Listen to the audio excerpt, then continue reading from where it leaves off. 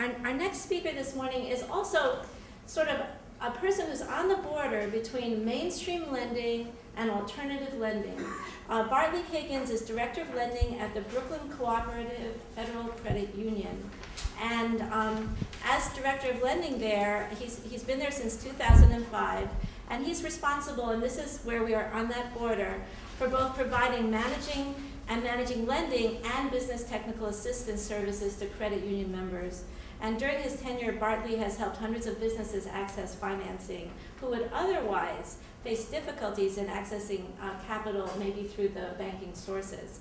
So with his expertise as a service provider, he serves on a lot of panels like this throughout the city, and I'd like to introduce Bartley. Well, thanks for that introduction. I thought I would just survey the room to get an idea of what the audience is, because we don't know each other yet. So can I just see a show of hands for who's a startup in the room? Okay, so it's quarter to half maybe. And who has an established business? Okay. And people in other fields, consultants, or just interested to find out more?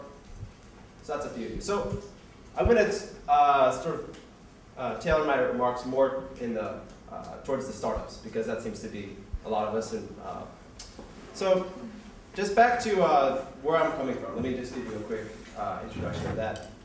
Brooklyn Cooperative is a federal credit union. It's a community development credit union situated in both Bushwick and Bedford-Stuyvesant. And we were founded in 2001. So we have a community development mission to serve those communities of Bushwick and Bedford-Stuyvesant, which, as many of you may know, are both severely underdeveloped and impoverished and face high unemployment, lower opportunities than in many other parts of the city. So there's a great need in those communities for jobs, for access to financial services on fair terms, and most importantly, perhaps, access for small businesses to the financial services. Because as many of you know, and as I'm sure the panel would agree, businesses face some obstacles towards getting financing, particularly startup businesses. Now, as both the panelists mentioned, startups will not get financing at banks. So what do you do if you're a startup? If you need a lot of money, say, over $50,000 to get your business off the ground, there's not a lot of options, frankly. It's tough. If you're trying to go to a bank or even to an alternative lender, why? Well, startups do have, they say a lot of startups fail. It's a fact. So it's considered a very risky enterprise. So that doesn't mean that there's not options for you. We are very active in lending to startups.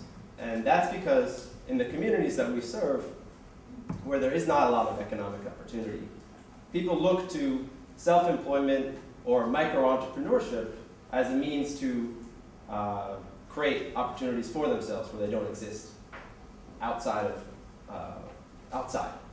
So we do a lot of loans in the $10,000 to $20,000 range for people who are doing business for themselves. Maybe they're a home-based business, making something, selling it.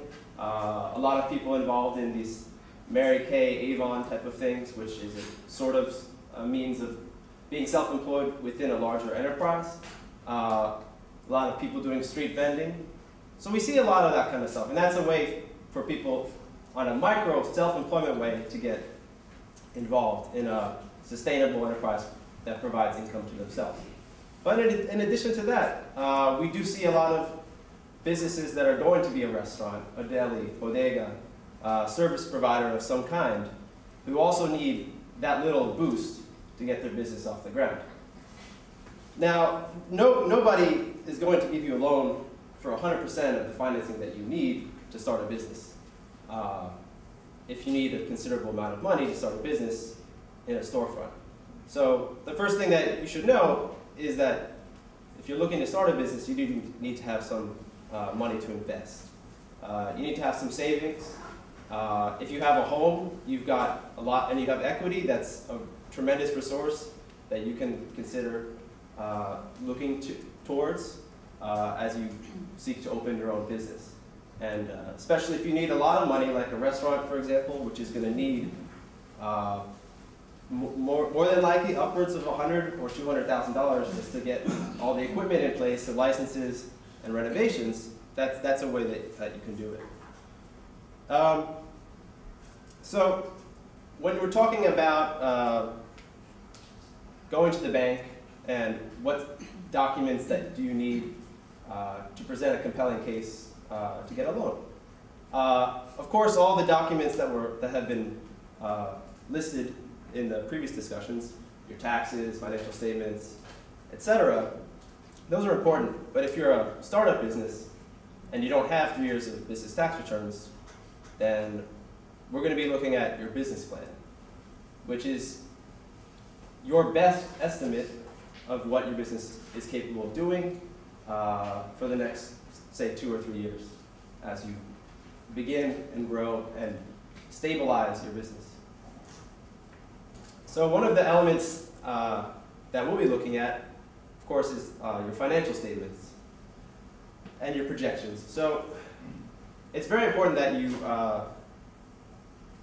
prepare realistic and attainable projections.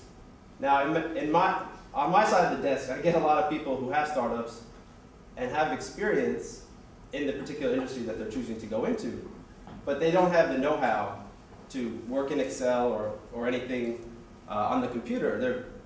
They have, perhaps a lower formal education, or they don't speak English in some cases.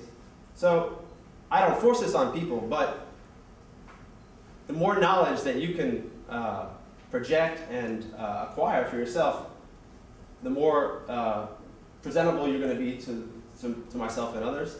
But more important than that, the more you're going to seize control of your business and really understand what's going into it so that you can be an effective manager.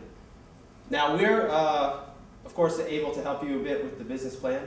I think Nancy is also equipped with her organization to do that. There's also, of course, the Business Solutions Center in Brooklyn and at the Business Solutions Centers throughout the city. So there's a lot of help out there for people who don't know how to get started with that. But definitely for that, the bottom line, if you have one, is that you didn't just pull these numbers out of a website or make them up. Like you have some, you own the numbers, you understand them, you understand the assumptions upon which they're based, and more importantly, they are attainable in your business. Now, just to tie in a bit with the conference we're here for, we're in the banking field, so for us, sustainability means, can you repay the loan? That's a short-term objective, of course. When we're looking at sustainability in the broader parlance, meaning, are we going to be around on the earth in 50 years due to our current practices?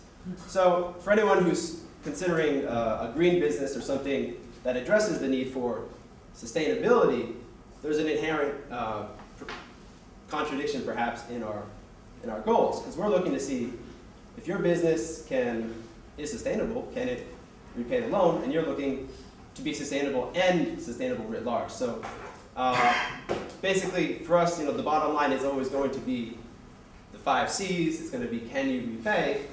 But I think more and more we're going to see banks, and especially alternative lenders, who have a degree of social mission as an aspect of their enterprise, as being nonprofits or community development credit unions, as we are. So there may be some opportunity to incorporate that vision into your sustainability from our end. Well, I guess I have 1 minute left, so I'm going to stop there and let Nancy take the floor. Thank you.